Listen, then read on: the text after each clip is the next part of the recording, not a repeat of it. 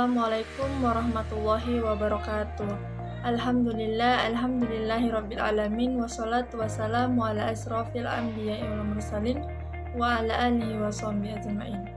Pertama-tama marilah kita ucapkan puji dan syukur atas kehadiran Allah Subhanahu wa taala yang mana telah memberikan kita kesehatan dan kesempatan sehingga saya dapat membuat video pembelajaran ini tentang proses stokastik pada mata kuliah Ekonomifisika.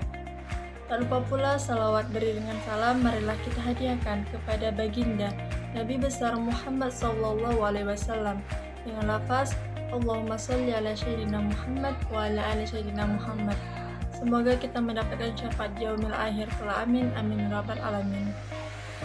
Baiklah, saya di sini bernama Nur Maleni dengan NIM 0705202003 dari kelas Fisika Stambuk 2020 pada mata kuliah Ekonomifisika dengan Bapak dosen pengampu Bapak Pandapotan Harahap MPFIS MPD. Baiklah, di sini yang akan saya bawakan yaitu satu, pengertian dari proses stokastik, yang kedua, proses-proses stokastik, dan yang ketiga, proses martingale, dan yang keempat itu adalah proses Markov. Baiklah, untuk materi pertama yaitu pengertian dari proses stokastik.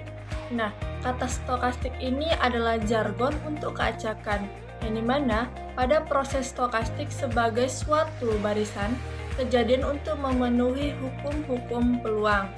Pada proses stokastik adalah himpunan variabel random yang merupakan fungsi dari waktu, yang dimana pada parameter waktu di sini diartikan sangat luas. Nah, proses stokastik ini juga sering disebut dengan proses random, yang dimana banyak digunakan untuk memodelkan evolusi suatu sistem yang mengandung suatu ketidakpastian atau sistem yang berjalan pada suatu lingkungan yang tidak dapat terduga, di mana model deterministik tidak lagi cocok dipakai untuk menelisik atau menganalisa sistem. Materi kedua tentang proses-proses stokastik, yang dimana proses stokastik ini terbagi menjadi 4 proses. Yang pertama itu adalah proses stokastik dengan ruang parameter tercacah dan ruang keadaan tercacah. Contohnya stasiun televisi di Indonesia paling banyak ditonton, ataupun banyaknya sepatu yang terjual di sebuah toko perharinya. Yang kedua itu proses stokastik dengan ruang parameter malar dan ruang keadaan yang tercacah. Yang ketiga, proses stokastik dengan ruang parameter tercacah dan ruang keadaan malar. Dan yang keempat itu adalah proses stokastik dengan ruang parameter malar dan ruang keadaan malar. Yang ketiga, proses martingale. Nah, kata martingale ini berasal dari kata bahasa Prancis yang mana martingale berarti sebuah desain siasat taruhan untuk mendapatkan uang secara pasti atau secara kemenangan. Nah, di mana proses martingale ini merupakan penambahan biaya atau barang untuk menutupi kekurangan atau kerugian. Pada proses martingale ini yaitu menomboki atau menutupi kekurangan yang lama. Contohnya, salah satu penjual buah salak yaitu yang bernama Sinta, di mana si Sinta ini memiliki buah salak seberat 1 ton.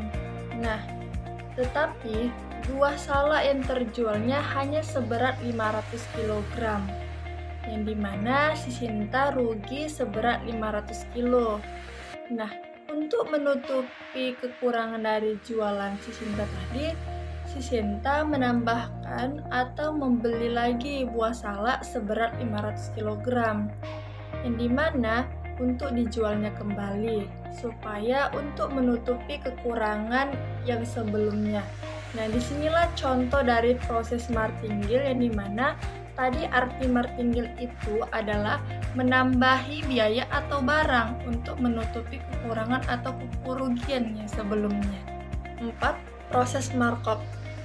Proses Markov merupakan suatu proses stokastik yang menyatakan bahwa peluang keadaan dari proses pada waktu mendatang tidak dipengaruhi oleh keadaan pada waktu-waktu yang lampau, tetapi hanya kejadian yang berlangsung mendahulunya saja.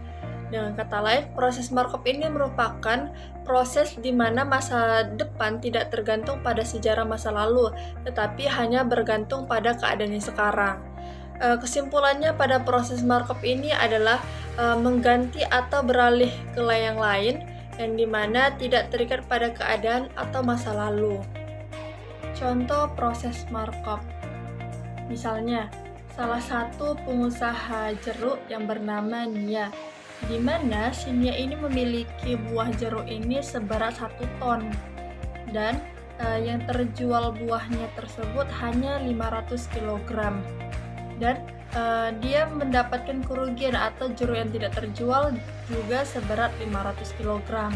Nah, langkah yang diambil si Nia ini untuk menutupi kerugiannya 500 kg itu yaitu dengan cara beralih menjual buah yang lain. Misalnya seperti menjual buah apel, buah mangga, atau buah nanas, yang dimana dia untuk menutupi kerugiannya sebelumnya. Nah, tadi kan pengertian dari proses markup ini yaitu mengganti atau beralih ke yang lain yang dimana tidak terikat pada keadaan atau masa lalu. Sekian yang dapat saya sampaikan, lebih dan kurangnya saya mohon maaf. Wabillahi taufiq wal hidayah. Wassalamualaikum warahmatullahi wabarakatuh.